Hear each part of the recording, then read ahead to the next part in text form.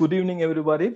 Welcome to our next Interfaith event organized by the CNY Rise Center. We are so honored to have wonderful faith tradition leaders from the Central New York, as well as a representative from the Interfaith Works of CNY in this program together. And we will be talking about the responsibilities of the believers during this challenging pandemic time. Our topic was, do the believers need to wear a mask? And then we'll kind of explore it from different faith traditions. And we are so honored to have really special guest here with us tonight.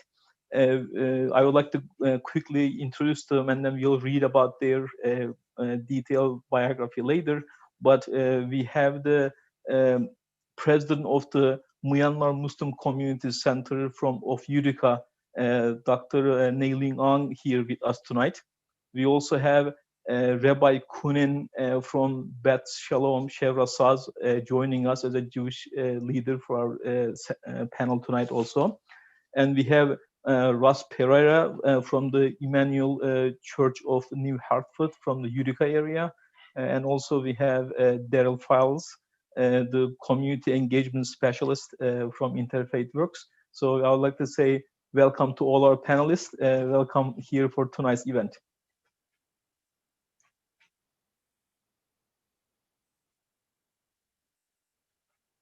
Okay. First of all, I'd like to again introduce myself. That my name is Tim Sakan. I'm the board president for CNY Rise Center. And the CNY Rise Center was initially established as the Turkish Cultural Center about 15 years ago. And then we started to do a lot of different programs for our own community, and it kind of grew bigger out of the Turkish community. And we eventually, about last 4 years ago, established a CNY Rise Center with a new building in the south side of the city. And to summarize what we do as a center, we have the acronym RISE, which comes from the word respect. R comes from respect, which is we like to respect one another from all different communities, faith traditions, and different backgrounds. And then we have inspiration as the I, that we feel like we have a lot of wonderful stories and examples that we can get inspired by. And then after we have those inspirations, we have the service next, that we cannot just talk about great ideas. We also need to put into the action, which becomes as the service. And then eventually we have the empathy, which is the E. After all that wonderful time and effort we spent together, our goal is to reach empathy with one another. So that is the CNY Rise Center. Before we start our panel discussion tonight, I would like to share a quick video that summarizes what we have done so far for last year, our samples of our activities. So please bear with me for a minute, and let me go ahead and start that video with everybody.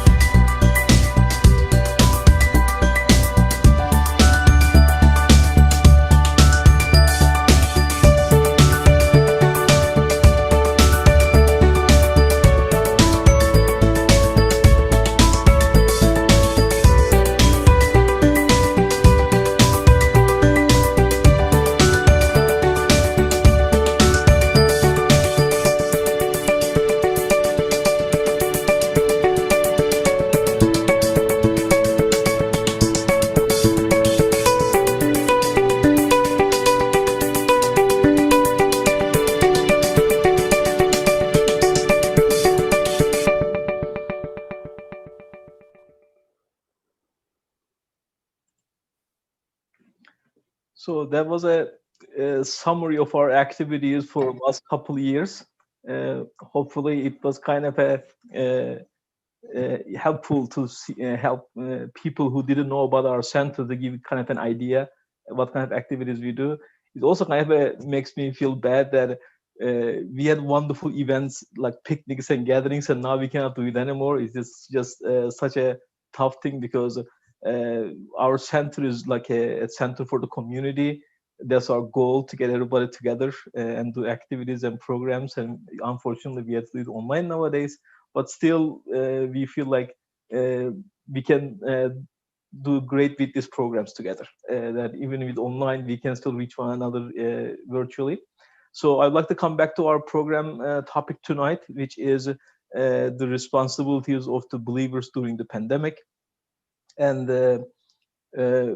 it has been a challenge for everybody, especially for the faith traditions. As a Muslim myself, it was so sad for me to see the picture of Kaaba in Mecca, that it was all empty, that nobody was able to go pray at the Kaaba during the pandemic. Or you have seen the Vatican, the pictures of it just shows the whole area empty, that the Christians could not go there. It has been challenging for everybody, and sometimes our churches or mosques have been closed.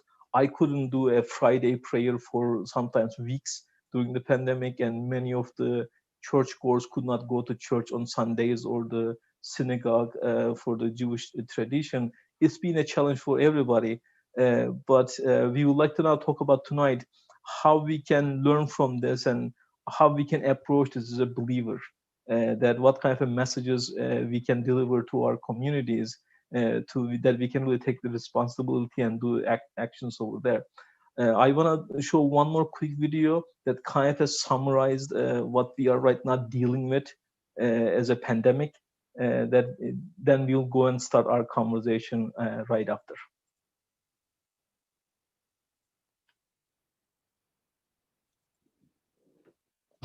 This morning, predictions of a deadlier new year are now a reality.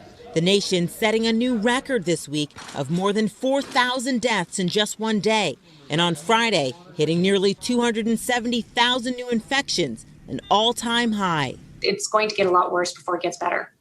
The highly contagious UK variant adding to fears as it spreads across the country. Cases now confirmed in at least 8 states. It is going to take off over the next few weeks, and by March, it will become the dominant source of infection for Americans. And more troubling news from the Lancet Medical Journal. A study of more than 1,700 patients first hospitalized in China found 76% had at least one symptom 6 months later, like fatigue or muscle weakness. In Los Angeles County, officials say the feared Christmas surge has arrived, with Friday the deadliest day on record. Hospitals sinking deeper into crisis, preparing to ration care as needed medical supplies like oxygen are running dangerously low. Because we're spread so thin, patients don't receive the level of care that they normally would. With healthcare workers overwhelmed, the National Guard is moving into other hotspot locations like Mississippi and Arizona to help administer vaccines. A process President-elect Joe Biden is vowing to speed up, planning to release all available doses of the vaccine immediately. But Dr. Fauci disagrees. The issue of giving it to people and not having a guarantee you're going to get a second shot goes against the science. Fauci believes distribution of the vaccine should be more controlled, fearing if it's not, there may not be enough supply available for second doses. And some good news this morning. New research suggests Pfizer's vaccine can protect against both the highly contagious UK variant as well as the strain found in South Africa.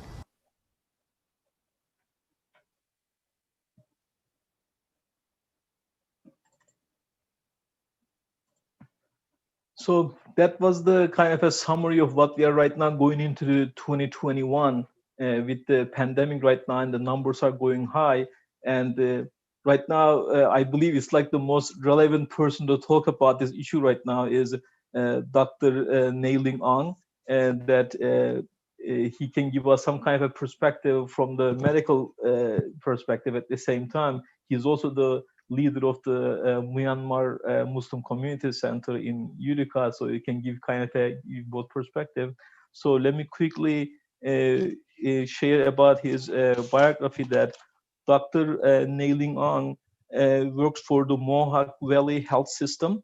He's a diabetologist, and he is the president of the Myanmar Community Center of Eureka. It is also known as the Dada Pu Sufi Center.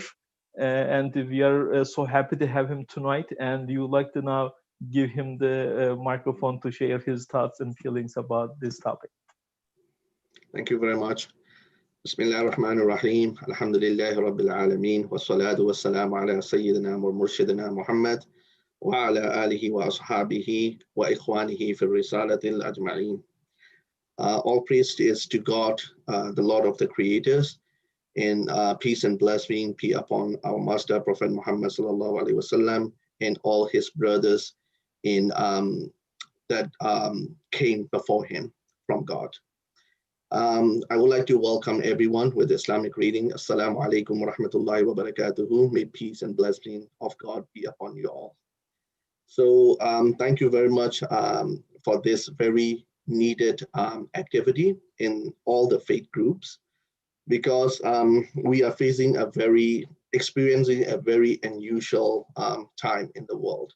So this will be a historical moment even after us.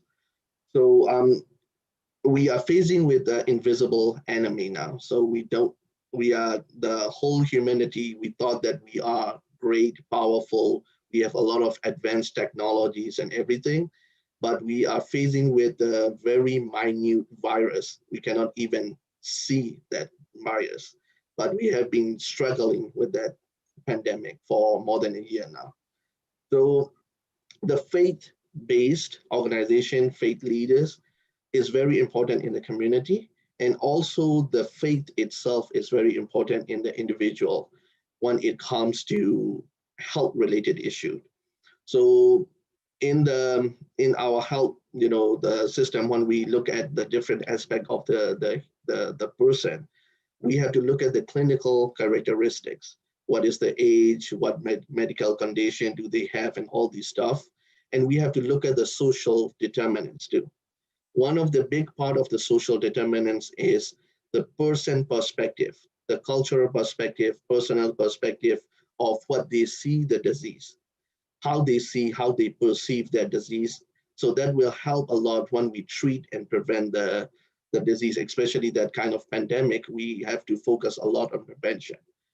So that can harm us, and then we can be a carrier, and then we can harm other people to us. So the faith play a big role in forming a person's perspective towards that illness. So we are facing that pandemic, and even in our community, sometimes we can hear the argument that when you are doing something preventative measure, like wearing the mask or getting vaccination or doing quarantine, or when we pray, we used to pray together. So we try to close down the mosque. Even if we pray, we are kind of like physically space out a little bit. So when we do these preventative measure, so there were like some argument, are you not a believer? If you believe in God, and God is the ultimate, has the ultimate power, whether you do all those things or not, if you're going to get the disease, you're going to get that disease. If you're going to die, you're going to die. And even if you don't do anything, if God protect you, you won't get any disease and you won't die. So some people even see that wearing mask and other preventative measure as weakness in our faith. So that's why we have to make sure we cannot force anyone, whatever we believe into their heart, but at least we have to show their perspective, different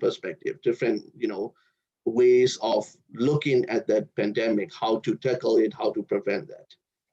So in the Islamic perspective, in the Islamic Sufi perspective as well, and the general Islamic, any Muslims believe that the God or Allah is the most powerful person, and then the God is the only person who can do things. That's no doubt about that. And most of the religious tradition believe in that too. God has absolute power, but God wants us to do things. So this is the nature of creation. So God can give us food and stuff like that without any intermediary. But we have to earn ourselves. So that's the basic of the Islamic teaching and also of the teaching of the different major religions. So in Islam too, there are many different opinions, different schools of thoughts about free will versus predestination. Can we do something about by ourselves, but with free will, or are we bound to the predestination given by the God? We don't want to go deep into that theology and all this stuff, but practically all those theological schools, whether there is any difference, we believe in something. All Muslims, and I do believe that other major religious tradition believe in one thing, that God has absolute power, and God gave us some power to do ourselves too. Because otherwise, living in this world, doing good things and abstaining away, avoiding bad things will not make sense at all. So we have that kind of balance. Maybe there are like a more like sophisticated, complicated theological things that will, based on a lot of like different philosophy and stuff like that. But practically, yes, God has absolute power, but we can do something. We have to do something too. So I just want to mention a couple of things from the story from the Quran and the Hadith, which is the tradition from the Prophet ﷺ about Islam. And then I just want to, I will conclude with how the Islamic teaching, what is the Islamic teaching about preventing that pandemic like coronavirus right now. So we all, in the Quran, there's the story about the Ibrahim. So Ibrahim is the father of, all the major, the Abrahamic religions, Jewish, Christianity, and Islam. So we all share the same story of Musa alayhi salam, Moses. So when the Moses tried to escape from the Pharaoh, when he was in the middle of the Red Sea and the Pharaoh and the Pharaoh's army, he does not have any power anymore. So he exhausts all his power. So what he did is that he asked from God more power. He asked from God to give him a way, because God promised him he will let the Moses and his group free from those the oppressor. But now they are in between the Red Sea, they cannot cross it, and then behind them is the army, the huge army. They cannot fight. So technically the same story that come in the Torah and then the Bible. The Quran mentioned that God, divide that sea into two, and then there is the way, and then the people has to walk through that way. So God can help them many ways. God can do like the whole group disappear and appear on the other bank of the river, the sea, or God can just like let them fly through that, the sea and then go that way. But God wants something from the people. So this is the basic, the nature of the creation. So God made the way out of the sea. There is a land, but they still have to walk through that land. So that's why in the Quran, there is a one saying that if you want to change your condition, you have to start from yourself. You have to change yourself, and Allah will deliver that change. So in Western, the Christian tradition too, when it comes to the treatment by the doctors, we usually say that we give a treatment, the cure comes from God. So the human has to do something, some action. Yes, God has the ultimate power, and whether you do it or not, God might or might not give you that. But from the human ends, you have to do something. If you know that things will protect yourself and others, that is the obligation to follow that recommendation. So harming yourself is very, it's like one kind of the sin in Islam, because Islam believes that you don't own yourself, you don't own your life. Those Everything belongs to you. You think that you own your life, but that your life actually owned by Allah or by God. So you have to protect yourself. You have to protect your body. You have to protect your heart. So health. So that's why you have to protect yourself not to get contracted by that deadly disease. And the second thing is from you, you can harm the other people too. You might not get killed by the virus, but if you contract that and give it to the other people, they can get killed because of you. So killing the other people is killing the whole humanity, according to the Islamic teaching. So we have a knowledge, we have the information how to protect, how to prevent ourselves not to get contracted from this deadly disease. So we just have to do things which may be able to help us protect from the disease. Ultimate decision is from God, that's right, but we have to do things. So I would like to conclude my portion with the last one of the story happened during the time of the Prophet Sallallahu Alaihi Wasallam. So Prophet Muhammad was in his mosque, in his the praying the masjid, and then there's one man came into him to meet him. So there was one Islamic principle, which is tawakkul, rely on God. So you have to rely on God on everything. So when he came in and meet our Prophet Muhammad, peace be upon him, he asked Prophet one question. I came here with my camel, and my camel is outside. So I know that in Islam, we have to rely on God. So should I tie the camel or should I just let it alone? Because if Allah will, even if I tie it, he might probably run away. If Allah does not will, even if I don't tie the camel, the camel will be there when I am done here. So Prophet ﷺ said that Iqilha, tie the camel, and after that, tawakkul, rely on the God. So that's the basic of the Islamic teaching and also the Sufi teachings, that you have to do your part and then rely on the God.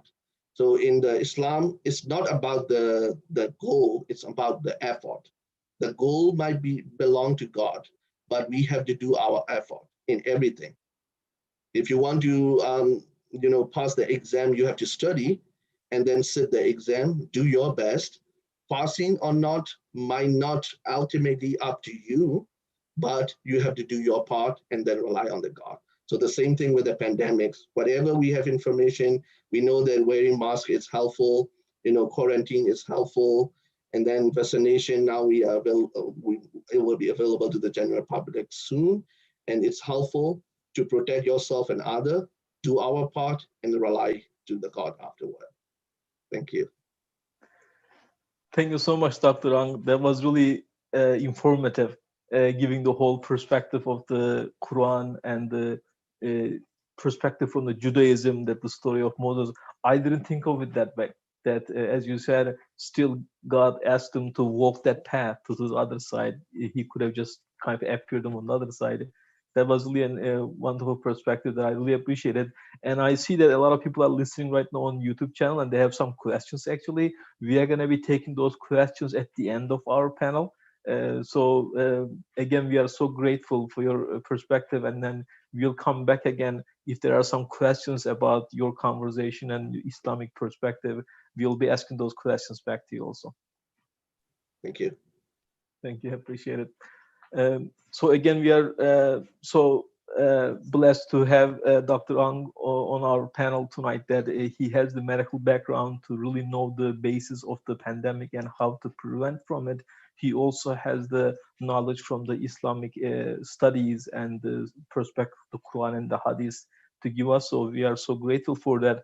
We also have another special guest tonight, Rabbi David Kunen. He graduated from Jewish Theological Seminary of America, and he served communities as rabbi in Glasgow, in Elmira, in San Diego, in Edmonton, and Tokyo. He also served as the chair of the Southern Tier Interfaith Coalition in Elmira. So he has done wonderful interfaith works and studies in the past before. He recently moved to Syracuse to lead as a rabbi the congregation of Beth Shalom Shevra Saz. We had our wonderful friend Rabbi Pepperstone. Now he has left Kansas, and we are now grateful to have Rabbi David Kuhn with us tonight. So I'd like to now give him the microphone, and I want to tell him welcome to our event and welcome to Syracuse also.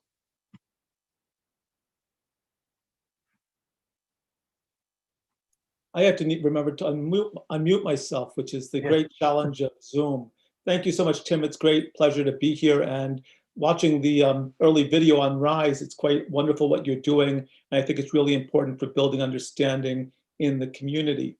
And listening to Dr. Ang, it was quite striking, some of the similarities. And if we take that last bit that we have to do our bit and then trust in God, I think maybe then we can stop and have, that's the essence of the discussion, that we need to do our bit. And in Judaism, that goes to the essence of how we look at the relationship between human beings and God. We have an idea that God is, yes, the creator who creates us and creates everything and continually vivifies, continually recreates the world. And yet, God looks at us as shutafim, as partners in the creation of the world and in the perfection of the world. And God looks to us to do work in working towards making a better world for other human beings, looking at making a better world and taking responsibility for the creatures that live here, and thinking about it all as a unity created by God. Now, and so therefore the responsibility and the action is essential and is identical to what Dr. Ang talked about. Now, ultimately, it's interesting, this morning, or rather this weekend, we read from the Torah the beginning of the cycle of stories that ends with the crossing of the sea. We started the beginning of the book of Exodus, and in the beginning of the, right at the beginning of Exodus, there's a story of two Egyptian midwives who served the Hebrew women. And God commands the midwives to kill the babies, all the male babies, letting the female babies live. But the women, these midwives, in my translation, their fear of God, their fear of Pharaoh was less than their awe of God. And they realized that those in their profession had an obligation to do no harm, that life, that the preservation of life and the responsibility for life transcends any earthly orders and is a responsibility that all of us as human beings share, no matter what our religion, no matter where we come from. And in the rabbis tell us that these two women were righteous and actually leave Egypt with the Israelites when they go through the sea, as Dr. Ang described, and go from slavery to freedom, though they were Egyptian. And this idea of an obligation of life goes to the essence of what we're discussing tonight. It goes right back to the beginning of the Torah, when all of us in the Jewish tradition are reminded that every human being is created in the image of God. Every one of us is connected. Every one of us has a responsibility one towards another. In the Talmud, two rabbis argue about what is the essential message of the Torah. One rabbi suggests, "V'ahavta l'reacha kamocha," love your neighbor as you love yourself. And I think we could stop there in our discussion of masks and our obligations towards others about COVID by realizing that the only way we can love our neighbor is by wearing a mask. The only way we can love our neighbor is by taking responsibility so that we don't spread the virus. And the mask is more about protecting other people than it's protecting ourselves. And that's an essential obligation. But the other rabbi actually makes this even broader, because you could wonder what is meant by neighbor. It might not mean everyone. But the other rabbi suggests that that the essence of Torah is a verse, Ela toldot b'nei Adam. These are the generations of Adam. And what he's teaching is that all of us, every single human being, is connected and is descended, at least according to our religious traditions, from two parents. and even from science, we all share very much the same DNA. We are all interrelated. We're all part of one giant human family, and therefore the obligation of love and respect, and especially in a time of pandemic, goes right to this root. That when we have an obligation to love our neighbors, we have an obligation to love our family, we have an obligation to protect our families, and every single human being falls within this sense of obligation. And Rabbi Ang quoted from the Quran a verse that also is echoed in the Torah about this obligation. In the Talmud, it says that if you save a single human life, it's as if you saved the entire world. But it doesn't end there. It also says, if you destroy a single life, it's as if you've destroyed the entire world. So that makes this obligation of wearing a mask tremendous, because if we spread the disease to one person, then it's seen as if we've destroyed the entire world. Now, in Judaism, all of this comes down to a single phrase that the rabbis share many times, which is that the essence of Torah is that we should live by the Torah, Chai b'chem, that all the rules are given that we should live. So that in our Torah, in our tradition rather, we are taught that pekuach nefesh, saving a life, transcends any other commandment that's found anywhere else in the Torah, except for three. We're not allowed to kill another person to save a life. We're not allowed to do incest to save a life. And we're not allowed to worship idols in public to save another life. But there, the rabbis say, if you worship idols in private to save someone else, then that's permitted. Because saving a life is the ultimate value in Judaism. So much so that on our holiest day, Yom Kippur, people are allowed to eat if it will save their lives. And doctors are allowed to break all of the rules to serve people and to save their lives, even on the holiest days of the year. And this is really the root of Judaism, the root of what we believe. We are all one family, we are all connected, and we are given by God the power to develop medicines. We're given by God the power to heal. And it's a commandment for God, for the doctor, to heal as much as it is a command for each of us to seek healing when it's necessary. And that commandment, I think, during this COVID time can be extended, that it's incumbent on all of us to provide healing and to provide protection, for other humans in as much as we can during the time of COVID. Now, it's interesting. I saw an article in Facebook a number of weeks ago looking at the challenges of the vaccines, which, as Dr. Ang has mentioned, will become more and more available. And there was some discussion about what would happen if that vaccine used pork products or other products that are forbidden by Jewish law. And the article implied that this would be difficult for religious authorities from Judaism and Islam, where we avoid these products as a religious commandment. So I did some research because I was very interested to find what exactly does our tradition teach. And it was very clear that in Judaism, you can eat any kind of food to save a life. The pork product doesn't make the medication invalid. Instead, because it saves a life, it's actually a mitzvah to eat it. It's a commandment to eat it and to take the vaccine rather than to avoid it. And that's actually been the way the Jewish tradition has looked at these kind of vaccines using forbidden products for hundreds of years. In each generation, there have been vaccines. In each generation, there's been a challenge. Shall we use them or not? And in each generation, the answer has always been, use them, save a life, because that goes to the essence. When we save a single life, it's as if we've saved the entire world. Interestingly, the Rambam, a rabbi who lived in Egypt around 1,000 years ago, said the following when he was talking about the obligation of saving another person's life through the wearing of masks for us, social separation for us, not joining in groups, but praying at home. This is the answer he gave. Anyone who is able to save a life and fails to do so violates the commandment, you shall not stand idly by the blood of your neighbor. If we fail to save a life, it's as if we've killed that person. And the obligation, obviously, is to save the life. Thank you so much, Rabbi.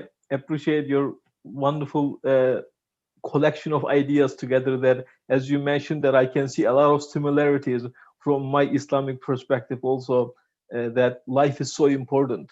And even in one of the hadiths, Prophet Muhammad ﷺ, peace be upon him, he says that if you are in the danger of maybe endangering your life and you are so hungry, you can even eat the pork products because life is a lot more important than that rule.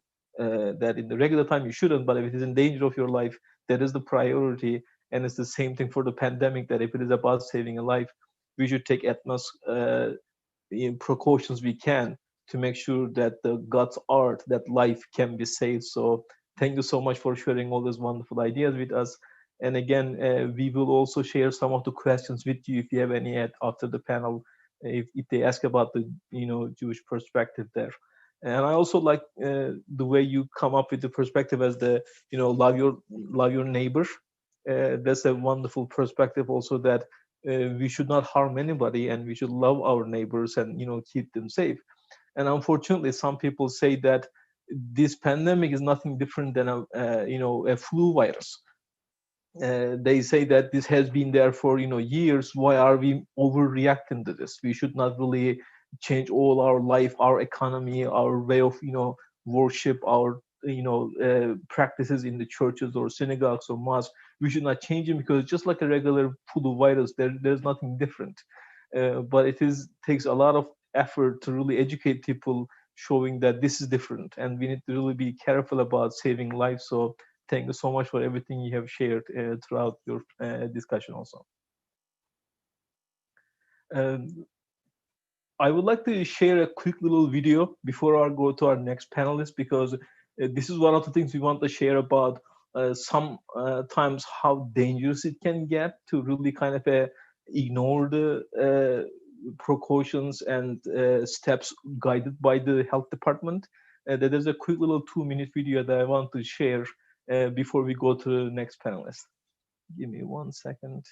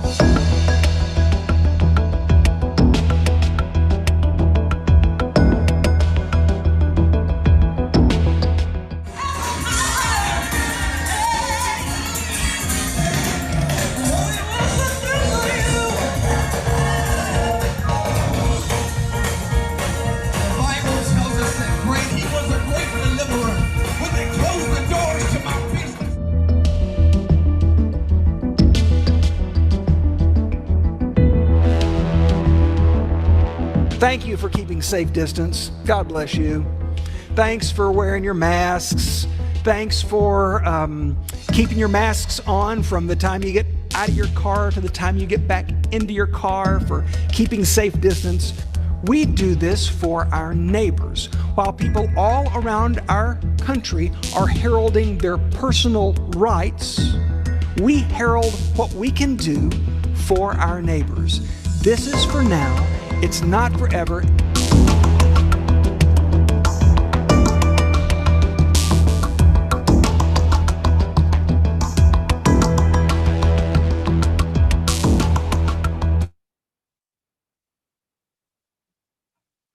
So it was a quick little video showing a little summary of what happened in July this summer. And unfortunately, since then, the numbers actually raised tremendously, that it was about 140 by then. And right now we are talking about maybe 500,000 nowadays. And even in our own county, the numbers are growing so high. And every part of the community, I believe, needs to be really vigilant about this, including the faith traditions and mosques and churches and synagogues, because after all, just like we mentioned a couple of minutes ago, it is our neighbors, it is our family that they are at risk. And recently I heard there was a young little child who passed away because of the COVID, because his immune system was not developed enough to be able to have some issues with immune system, that he passed away. It is not just the old people are dealing with this. So I believe we should pass this message to everybody. And sometimes we get the fatigue from the whole precautions, and we feel like, whatever we have done is done now, we need to move on back to our regular lives. But actually we can't, because numbers are still going pretty high. We still need to keep on those steps. So before any further ado, I want to introduce our next panelist. Russ Pereira is a board member of the Emmanuel Church of New Hartford. He dedicated his life to Bible studies and serving the community. He is also the regional supervisor of the engineering department for National Grid. So we are so happy to and honored to have him tonight. So we'd like to now introduce Russ Pereira for the next panel. Okay, thank you, Tim, for that introduction. And I just wanted to say at the outset, I wanted to echo Dr. Ong's comments. It's just so interesting that there's the illusion of security that as we've advanced as a human race in technology, it's just interesting that we've been brought to our knees by a microscopic virus. So that's a very interesting insight, and indeed it's true. And I also appreciated, Rabbi, your reference to the midwives in Israel at the time when they were under Egyptian slavery, how they feared God more than they feared man. So excellent insight there, and I really appreciate that. I want to make a disclaimer at the outset. I'm not sharing my views as an official spokesman for Emmanuel Church. I'm going to share my personal views as a follower of Jesus.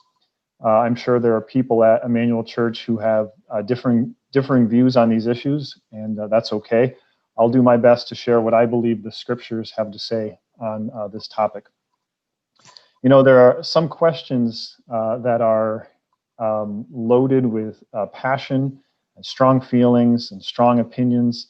And it seems like no matter which way you answer it, you risk alienating half of your listening audience. And Jesus faced a similar situation in the Gospel of Matthew 22. Some people came to him and asked him a question. They said, "Is it lawful to pay taxes to Caesar?" Now, if Jesus answered yes, he could be accused of being a Roman sympathizer. At the time, the nation of Israel was living under Roman occupation. So if he said yes, they could accuse him of sympathizing with Rome, and he would alienate a sizable portion of his listening audience. If he answered no, it's not lawful to pay taxes to Caesar, then they could accuse him of being an insurrectionist and accuse him of treason. So you can see it was a catch-22, and he answered their question with divine wisdom. And you can read his answer in the Gospel of Matthew, chapter 22. So I'll leave that for you to investigate. So the questions that we're discussing tonight: should we wear a mask? Should we get the vaccine? Should we quarantine? If we don't, are we testing God? Before I answer those questions directly, I wanted to address an important underlying issue, a heart issue. And I'd like to take a look at the Gospel of Mark, chapter 7, which incidentally has to do with washing your hands. So I'll just read a portion here. In Mark 7, it says, "One day, some Pharisees and teachers of religious law arrived from Jerusalem to see Jesus. They noticed that some of his disciples failed to follow the Jewish ritual of hand washing before eating. So the Pharisees and teachers of religious law asked him, 'Why don't your disciples follow our age-old tradition? They eat without first performing the hand washing ceremony.'" Now, Jesus' answer to them is a bit lengthy, so I'll jump down to the pertinent portion. So Jesus called the crowd together and he said, "All of you listen and try to understand. It is not what goes into your body that defiles you. You are defiled by what comes from your heart." And then he added, "It is what comes from inside that defiles you. For from within, out of a person's heart, come evil thoughts, sexual immorality, theft, murder, adultery, greed, wickedness, deceit, lustful desires, envy, slander, pride, and foolishness. All of these vile things come from within, and they are what defile you." Now, Jesus is not saying don't wash your hands. I don't think he's giving a lesson on hygiene or disease transmission. Washing your hands is good common sense. In fact, the law of Moses, and I'm sure Rabbi David could speak to this as well, the law of Moses contained laws that pertain to hygiene. If you were sick, you should quarantine. You should wash your hands in running water. If these laws are followed, it would help people stay healthy. So it's not that hand washing is bad, but it had become infused with religious and moral significance. Hand washing was no longer about hygiene, it had become a religious act. The Pharisees had turned a good thing, hand washing, into an opportunity to find fault with their fellow man. And I'm concerned that the same thing could happen with mask wearing. Now, Jesus said the greatest commandment is to love God with all of your heart, soul, and mind. And he said the second commandment is like it, to love your neighbor as yourself. Now, if I have bitterness and hatred toward my fellow human beings, I am breaking the second commandment. I've missed the most important thing. I'm not loving my neighbor. I'll say it again. If I look at someone who, for instance, is not wearing a mask, or who is not wearing it the correct way, or who is reusing a mask without first washing it, and I have bitterness and hatred and anger and evil thoughts toward them, according to Jesus, I am sinning. And this is a more serious heart issue than whether or not I wear a mask. So yes, we should seek to keep our bodies healthy, but even more importantly, we need to keep our soul and our spirit healthy. Hatred and bitterness are toxic to the human soul, and they're toxic to our relationship with God and with other people. So on the question, should we wear a mask or trust God? Deuteronomy 6:16 says, "You shall not put the Lord your God to the test." So the question is, where is the line between trusting God and testing God? Now, some things are easy to judge. For instance, driving down the road with your eyes closed is testing God. You should not expect God to protect you from an accident if you're driving down the road with your eyes closed. Skydiving without a parachute, again, unwise, and that would be an example of testing God. But I think the questions before us are not as easy to judge. For instance, should we wear a mask? There are definitely benefits to wearing a mask. However, reusing a mask can harbor harmful bacteria. Breathing in your own exhalation for extended period of time is potentially unhealthy. Should we get the vaccine? Some people would say yes. The science indicates that the vaccine has a very high efficacy rate. However, some people do have severe allergic reactions to it, so it's not for everybody. Should we isolate and quarantine? Again, many would say yes, but loneliness has become a big problem, especially, for instance, elderly people in nursing homes, many of whom have not seen loved ones for close to a year. And many of these elderly people in nursing homes are dying alone. because they can't see their family. Depression is on the rise. Suicide is on the rise due to isolation, I believe. Inactivity, laziness, slothfulness, all of these things need to factor into the discussion. So I think these are difficult questions, and that don't necessarily have easy answers. Now, when considering issues that are not clearly sin according to God's law, in other words, when it's more of a personal conviction, Christians can look to Romans chapter 14. Now, Paul wrote the book of Romans, and in chapter 14, he says this: "Receive other believers who are weak in faith, and do not argue with them about what they think is right or wrong. Who are you to condemn someone else's servant? Their own master," that's God, "will judge whether they stand or fall.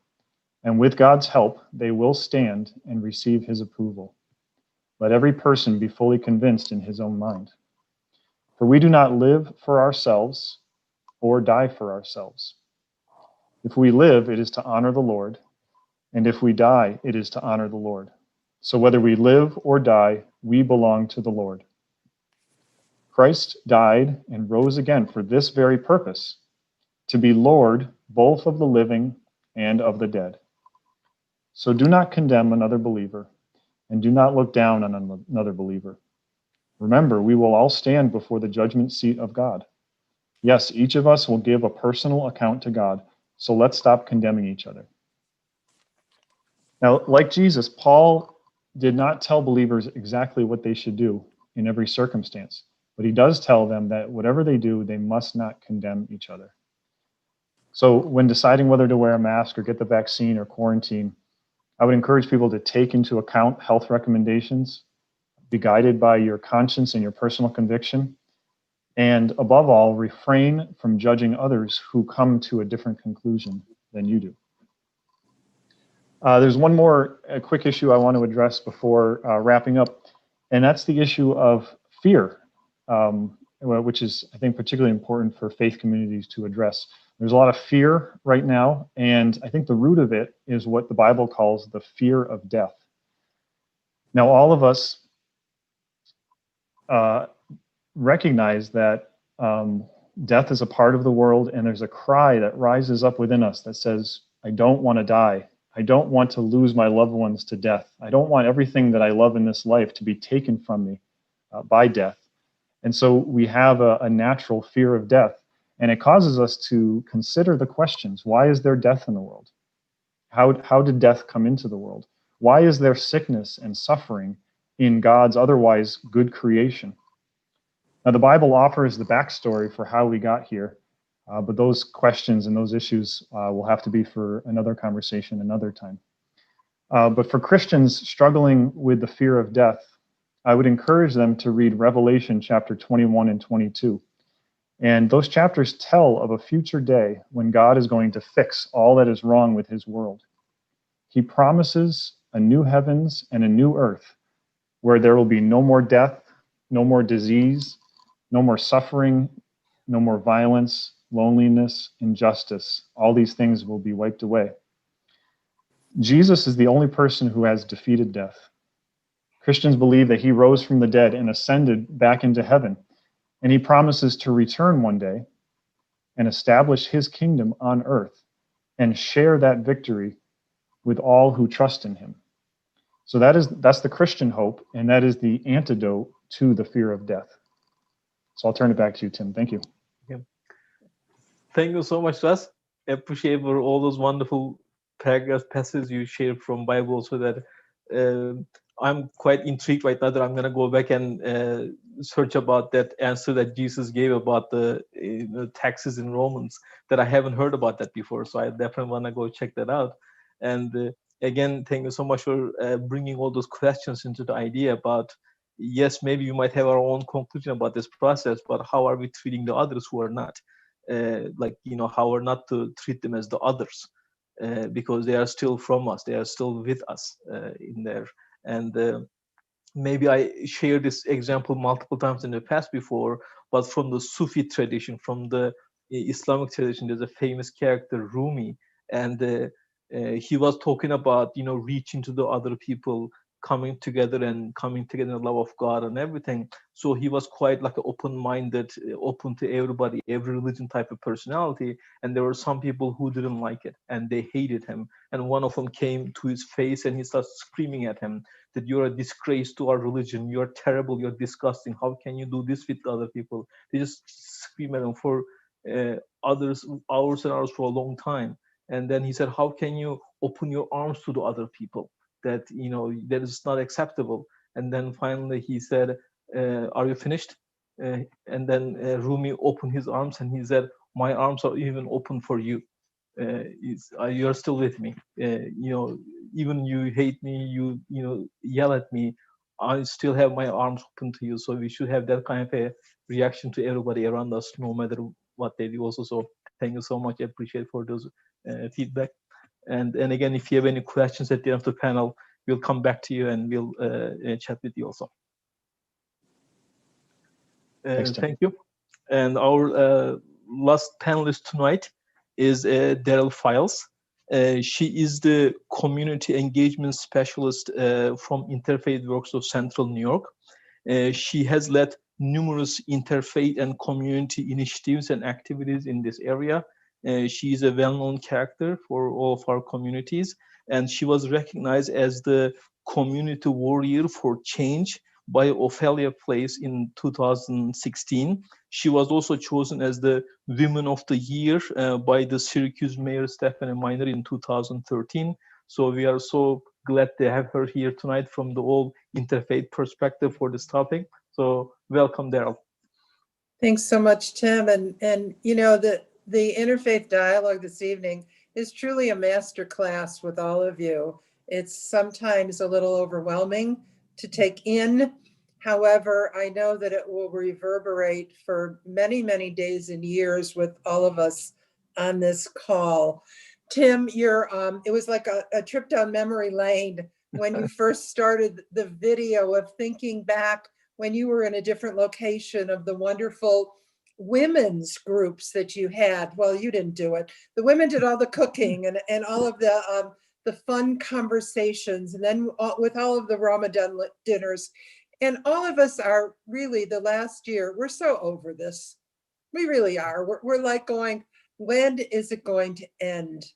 However, I can honestly say, and I'm speaking on behalf of myself right now, a great grandmother who is going to be 75 this summer, who is taking in everything, that a lot of lessons have been learned by all of the things we've gone through in the last 4 years, and then especially the last year, that our lives have been upturned. Our lives have been, you know, I'm a hugger. I have grandchildren, great-grandchild, and it's not me. You know, we're all so used to being together. You know, 2 weeks from now would have been our 11th World Interfaith Harmony Assembly. So I know, Tim, you and the wonderful CNY Rise from the very beginning, and some of the other, you know, Congregation Beth Shalom has certainly been engaged with it from the very beginning. And it is a time where we say, World Interfaith Harmony Assembly, we are all together. We are all together in this. We are all together in the mask wearing and the social distancing and the washing of the hands. However, Russ, I really like the way you framed all of your questions, that we all have some decisions to make. And some of them are not so easy for us. Some of them, like I just, you know, on Tuesday this week, when I heard that over 65 could sign up, and I couldn't get an appointment until February 15th. However, I'm going to get the vaccine, and today's Syracuse.com said that they're all out of appointments until April. So it's timing. It's a lot of being good to ourselves, to being straight with ourselves with COVID, to being aligned with everybody else, and to really saying that we understand. Listening, a lot of people don't know how to listen, truly listen. when somebody is hurting because of this, when somebody has just lost a loved one, when somebody is going through the depression or the fear or the health issues, just to have somebody to say, I'm listening, I'm here with you and for you. I think that's really important. Spiritual Care Day. So at Interfaith Works, we have Spiritual Care Day every year. This year, it's going to be on January 28th. It will be done virtually. I mean, I can ask every single one of you on this call, how many Zoom calls have you been on today? How many times have you had, something, a relationship or something with somebody that you can't touch, you can't feel, you can't really see them, and to say, what are we missing out on? However, I've heard of a lot of faith communities. We've got 120 different faith partners with Interfaith Works, and a lot of them that I talk with, and I get a lot of their emails and their bulletins and through social media and a lot of other means. And they're doing it. They're celebrating together. They're having the speakers. They're being able to, when the weather was nicer, they were being able to social distance in a parking lot. They figured out a way to serve and to be together, even if it wasn't that you could hold their hand. It is via other means. That's one of the ways that we've learned so many things. When we talk about, I was talking to our spiritual care lead person, Reverend Kate Day, and doing Spiritual Care Day, she said it's really different.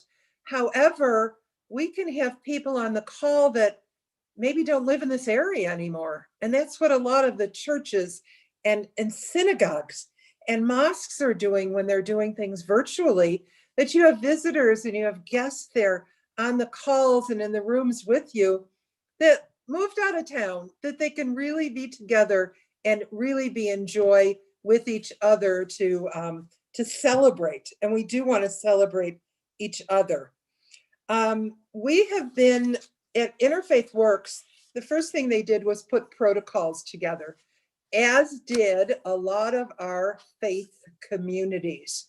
We had the advice of two of our board members who are both doctors, and it was a very comprehensive 4-page protocol of, first of all, we were all working from home for 12 weeks. And then little by little, they allowed us to come back in the office.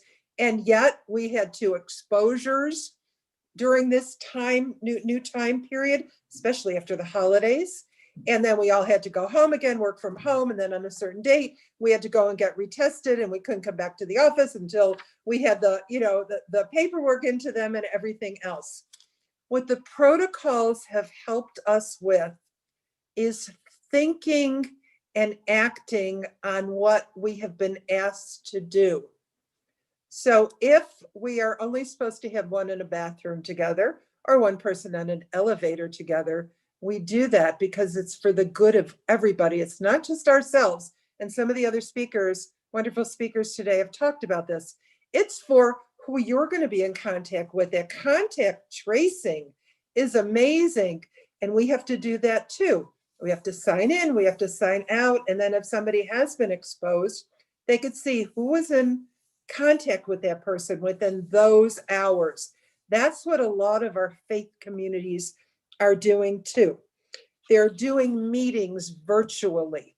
They're putting in new systems, new ventilation systems in their church communities. They're doing things differently. And you know something? It's really a good thing to do something different. So with protocols,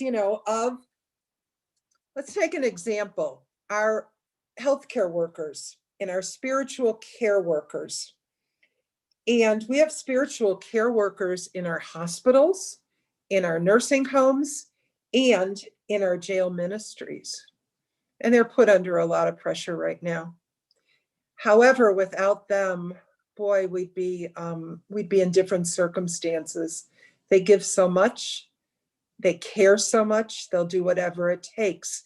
And sometimes somebody just needs a friendly phone call to say, I just saw your mom who was in the hospital and they're really doing okay. And to get a laugh out of somebody, because we're not doing enough laughter right now. The other thing is our refugees. So our first speaker was a refugee himself, came from another area. This is very new and different for them. They're having a real hard time. The spread of COVID amongst our refugee community is very, very scary right now. We know that if we are in our homes and we are isolating ourselves, we know that we're not going to go to our neighbors and say, hi, we're in the same area. I have on my mask, you have on your mask, let's talk. And you're in the same vicinity. Well, with our refugee community, they're doing that because they're all so close. And the more we share with them that you can't do that, it's still not making sense to them. And we're really struggling with that. And we keep on talking with them. In the beginning, they weren't wearing masks. In the beginning, they were getting COVID and then spreading it to their children and so on. The other thing this whole program has done is the school system. Tim, your wife Lisa teaches in the city school district. It has become very cumbersome for teachers. This whole COVID, again, has done some very challenging things to all of us. However, we are strong with our faith. We are strong with our relationships. We are strong with our commitments with and to each other, and we will get through this together. I'm going to close on one final thought that I just had to share. We have started a food pantry program at Interfaith Works. Started with the South Side and Near West Side Hispanic and African American communities. We started delivering milk from the Dairy Association, and then we're partnered with the food bank. And we have 50 people on a summit call today on Zoom. It was fabulous to see everybody. And we are starting a new initiative at Interfaith Works with food security. We're not calling it food insecurity because we have an awful lot of hungry people in our community. We have an awful lot of people that just don't know where to turn for help. And that's where our faith partners and our faith leaders come in, that you are always there. 24/7, you are there for each and every one of us. And I just applaud each and every one of you. Be safe, be healthy. May 2021 be the best year ever. Thank you, Tim. Thank you so much, Daryl. It was a wonderful summary of all different parts of the community that you were able to bring to us, because you are in that kind of a position that you can see many different communities. You're in touch with the refugee population, you're in touch with the elderly population, also the other faith traditions. So you have this bigger picture. So thank you so much for sharing. And like you said, it has been challenging for everybody. Like you said, my wife has been struggling so hard because she is trying to teach English to first graders, kindergartners, through the Zoom, through the online system, that they cannot even understand her, that she had to do that through the virtual connections, that everybody has been trying so hard. But at the same time, it also brought some advantages, like you said, that sometimes we have these online programs, and we have people now participating from Africa. They are participating from Australia or Turkey, that they want to be a part of this conversation. And a couple of our videos in the past has been more than 500 viewers on YouTube, and they are all from different parts of the world. So it also brings different advantages at the same time. So thank you so much again, and it was really a wonderful panel discussions that we had. I have a few questions that I wanted to share before we close out for today. Maybe I can get an answer from maybe each panelist, quick little short answers in here after these questions. I think the first question I have is for Dr. Ong, that the question is that what kind of a hadith tradition from Prophet Muhammad's life that he has put forward about the quarantine? Is there any examples that he faced that kind of a pandemic or plague or some kind of a challenge, and how did he react to it Do you have anything to share with us about the Prophet Muhammad's life about dealing with this kind of a pandemic situation? Yeah, thank you so much. Actually, there are a lot of Islamic scholars when the pandemic started, quoting that hadith, a few hadiths from the Prophet tradition about quarantine itself, because during the Prophet time there was a plague happening, like outbreak happening in some part of the area where the Muslims were. So the Prophet ﷺ said that whenever you are, if the place where you are has a plague outbreak, do not leave the town. And those who are outside the town do not come into the town. So it's kind of like a basic of the quarantine. And Prophet even said that those who live inside the town, even though they know that there's a plague outbreak, but they don't leave the town and then spread that disease, deadly disease, to the other people, other areas. If they died inside the town, they will be regarded as the martyr. So those people will enter into the heaven without any questioning. So it's the very highest level, they are going to get, because they sacrifice themselves for the safety of the others. So there are like many hadiths about that, the plague outbreak, and those who will get reward because they are sacrificing themselves, and then by doing the quarantine.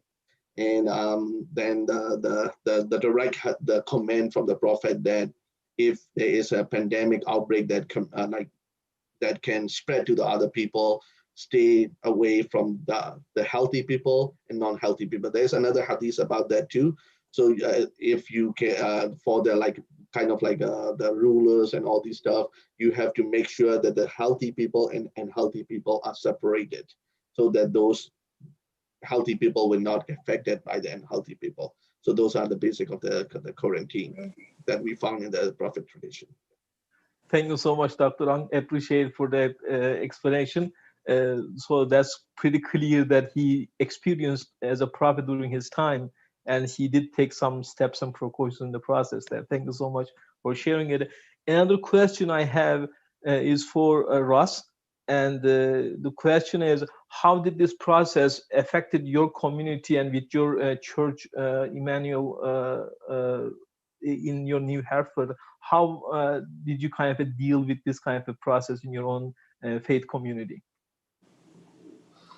Well, I think initially when the coronavirus arrived here in the United States in March, it was unknown as to the severity of the disease. So we immediately ceased in-person services, and we started online church services, and we continue those into the summer. And then in the summer, with the weather being nice, we were able to conduct outdoor church services.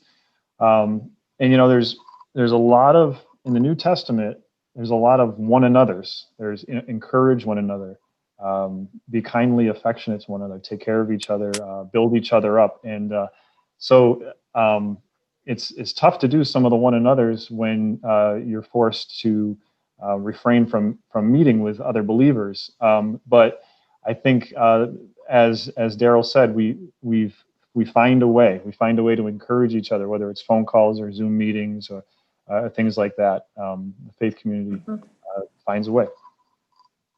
Thank you so much, Ross, for sharing that. I guess it was kind of similar for all other faith traditions, that they have to figure out a way to do it. In our Rise Center ourselves, that we had to figure out how we can do our different programs. For example, we used to have a monthly breakfast or cooking classes with our Turkish ladies at our center, and they couldn't do those anymore. And then recently they started online cooking classes. So they kind of share the recipe and they cook together virtually together, and they still keep trying to do that. So hopefully after this whole pandemic is over, we can come back together again. We can share spaces and prayers and our companionships together eventually. But right now it just has been a challenge for everybody. I have one last question, and this kind of goes for everybody, but I want to start with also with Rabbi Kunin, that one of our listeners asked that is this pandemic is act of God or not? How would you respond to this, if it is really act of God or not? Well, I think in one sense, everything that happens is because of the world, and the world is created by God. So therefore, everything is caused by God. But in the Jewish tradition, most Jews do not look at things, especially natural disasters, and try to find, this was because of this sinfulness or this activity, try to, A plus B equals C. We don't do that. What's much more important for us when there's a terrible event like this, a natural disaster or a humanly caused disaster, is how people of faith act after the disaster. Do we take responsibility to make a better world? Do we try to alleviate the suffering of those who are who have been afflicted? And ultimately, that's far more important for us than trying to understand why the disaster happened in the first place. Thank you so much. And Russ, do you also want to mention, kind of address this question for a couple of minutes? Yep, I agree with Rabbi David. It's an interesting conversation to consider the free will of man versus the sovereignty of God, and how these play against each other and factor into why things happen. But I agree with Rabbi David. At the end of the day, it's what we do in the trials and the situations that we face, and demonstrate love towards our neighbors. There's stories that during the Middle Ages, as the plague was sweeping across Europe, and people would, as the plague arrived in a city, and they would flee to the next city, like Christians would stay in the city and care for the sick who had been abandoned. And many of the Christians, in caring for the sick and suffering, would contract the plague themselves, and many of them died. But I think they took this risk on, fully knowing the potential consequences. And I think they were following in Jesus's footsteps to love their neighbor as themselves. And in John 15, Jesus said, "Greater love has no man than this, than to lay down one's life for one's friends." And so they took the risk, and they gave their lives as a result, but they resisted that self-preservation instinct for the sake of loving their sick and suffering neighbors. So that's really, I think, when humanity can shine, is in the face of difficult circumstances. Thank you so much, Russ. I also want to ask Dr. Ang if he would like to address this question also, if pandemic is act of God or not, for a couple of minutes. Yeah, I do believe with Rabbi and Ross about I do believe this is actually the act of God, but whether it is a punishment or trial. So I do believe, agree with the Rabbi, that we should not point fingers to other people or other communities or other things, that this is a punishment because they do this and they do that. But rather, this is the opportunity to reflect ourselves, though. So how did I do everything right? Is there any chance for our improvement for individual times to reflect ourselves and improve ourselves, and then do our best?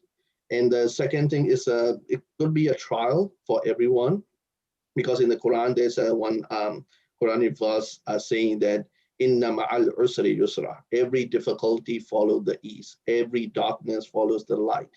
So whenever we have a difficulty, there is an opportunity to learn, improve ourselves, and get successful future.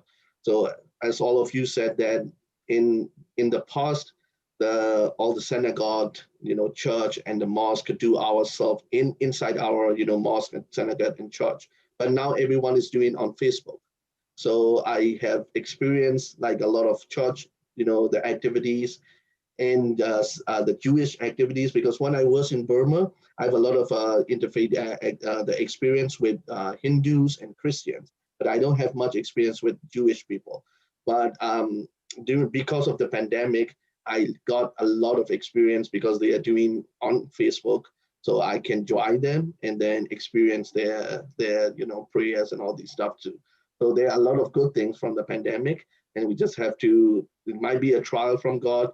We need to improve ourselves and get better. Thank you so much, Doctor.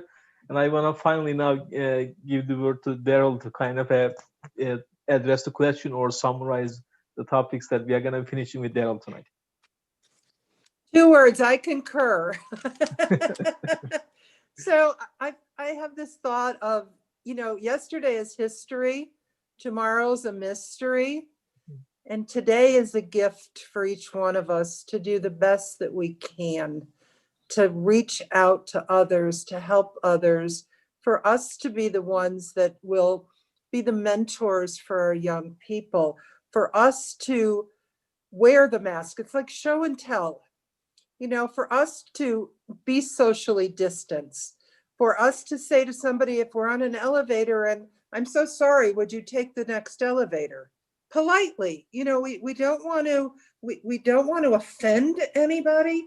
However, we want to take care of the world, really. And right now, it's baby steps. However, we're in the right direction. And we are the ones, we're if you want to say we're the chosen ones that are going to lead us into a better place. My heart breaks for everybody that has lost a job, that has lost loved ones, that is without a home, that, I call myself a snob. I am a snob right now. Because I have a roof over my head. I don't have to worry about going to the grocery store. I don't have to worry about, where's the next whatever coming from. I have learned, though, to give back more and more and more. And that's what we all should think about of how can we help? Just say to somebody, how can I help? And then learn and listen. Thank you, Tim, for this. Thank you, Daryl. Appreciate for your wonderful wisdom that you share with us, that you are a wonderful listener yourself, that you listen to hundreds of different people that I know firsthand experience myself. And right now we all need to connect with one another, even though we cannot physically, but at least we can give us a little phone call or just kind of a little write a letter or something that makes a big difference for everybody. So I want to say thank you to all of our wonderful panelists. I think it was really a rich conversation tonight that I myself learned a lot from all different faith traditions and personal experiences. And we had a lot of people on the YouTube side that they were also listening and following. So thank you so much for coming tonight. Before I leave, I want to quickly also share our upcoming event that on February, let me quickly share it with my screen here, that we are going to be having Okesa Keaton, the executive director of Greater Syracuse Hope, that she will be talking about how has COVID-19 impacted the Syracuse neighborhood, that they have done more than 700 surveys with different residences of different parts of Syracuse, and they kind of gathered the data about how impacted their families, their economics, and their mental health and different categories like that. And she has been such an activist for the Syracuse area, especially with the Greater Syracuse Hope. She was doing tons of different initiatives for the anti-poverty, especially in the southern part of the Syracuse area. So part of the Black History Month, we are going to be inviting her and talk about how it impacted the Syracuse neighborhood, especially the African-American neighborhoods that they have been going through this. So you are all welcome to join us on February 26th at 6 p.m. again. And it's going to be still on the same link, rightcenter.org/live. And we'll be having a conversation with her. So you're all welcome to join us. So I want to say again, thank you to all our panelists. It was lovely to get together tonight, and hopefully one day we can get together in person and share our personal stories also. So God be with you, God bless you, and have a wonderful night. Thank you so much. Have a good night. Bye. Thank you. Good night. Thank you, everyone. Thank you.